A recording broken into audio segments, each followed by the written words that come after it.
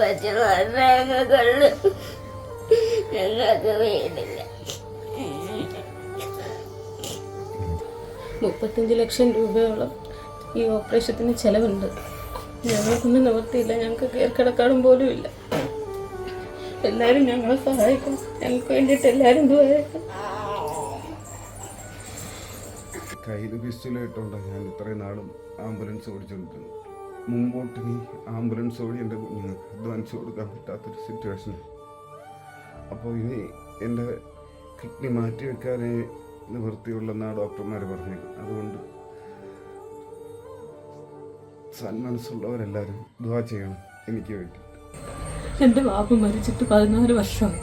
ഞങ്ങൾക്ക് എല്ലാത്തിനും ഒത്താടിയായിട്ട് ഇവ മാത്രമേ ഉള്ളൂ. ഇവരെ ജീവിതത്തിലോട്ട് കൊണ്ടുവരാൻ എല്ലാവരും സഹായിക്കണമെന്ന്. അസ്സലാമു അലൈക്കും വറഹ്മത്തുള്ളാഹി. എല്ലാ പ്രിയപ്പെട്ടവർക്കും നന്മ നിറഞ്ഞ നമസ്കാരം. സുബൈർ വെട്ട്യാനിക്കലാണ്. ഞാനിപ്പോൾ ഉള്ളത് കൊല്ലം ജില്ലയിലെ പുനലൂർ നിയോജകമണ്ഡലത്തിൽപ്പെടുന്ന വെഞ്ചേമ്പ് എന്ന് പറയുന്ന സ്ഥലത്താണ്.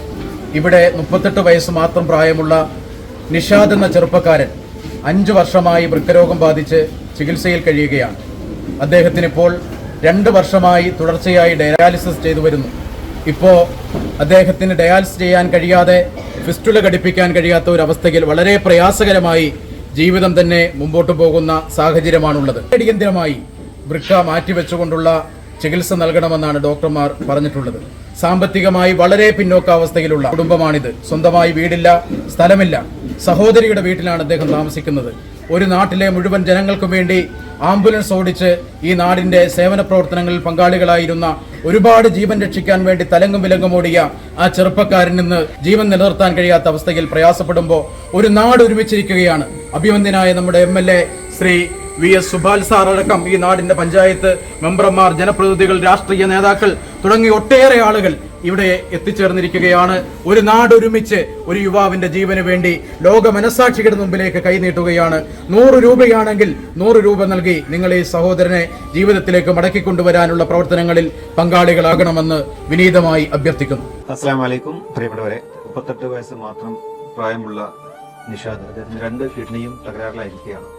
അദ്ദേഹത്തിന്റെ ചികിത്സാർത്ഥം ഏകദേശം 35 ലക്ഷം രൂപ സമാഹരിക്കുന്നതിന് വേണ്ടി ഒരു സമിതി രൂപീകരിച്ചിട്ടുണ്ട്.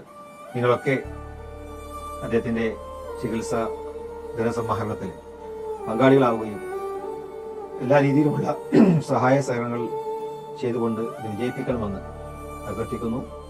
അള്ളാഹു അദ്ദേഹത്തിന് പൂർണ്ണ ശിഫ നൽകുമാറാവട്ടെ എന്ന് പ്രാർത്ഥിക്കുന്നു. അസ്സലാമു അലൈക്കും. നിഷാദിന്റെ കിഡ്നി മാറ്റിവെക്കൽ ശസ്ത്രക്രിയ ഉൾപ്പെടെയുള്ള ചികിത്സയ്ക്ക് ആവശ്യമായ സമ്പത്ത് സമാഹരിക്കാനുള്ള ഈ ജീവകാരുണ്യപരമായിട്ടുള്ള പ്രക്രിയ നമ്മുടെ എല്ലാവരുടെയും നിർലോഭമായ സഹായം സഹകരണം ഉണ്ടാകുന്നത് ആ പ്രദേശത്തെ പ്രതികരിക്കുന്ന പാർലമെന്റ് അംഗം ജനപ്രതിനിധിയിൽ പ്രത്യേകമായി എല്ലാവരോടും പ്രതിജ്ഞയാണ്. Punalur MLA PS സുബാലാണ്. ഈ നാടിന് പ്രിയപ്പെട്ട നിഷാദിന്റെ ജീവൻ രക്ഷിക്കുക എന്നുള്ളത് എല്ലാവരുടെയും കടമയാണ്. നിഷാദിന്റെ ജീവൻ നമുക്ക് രക്ഷിക്കാൻ കഴിയണം. അതിന് ഈ നാട് മുഴുവൻ ഒന്നിക്കണം.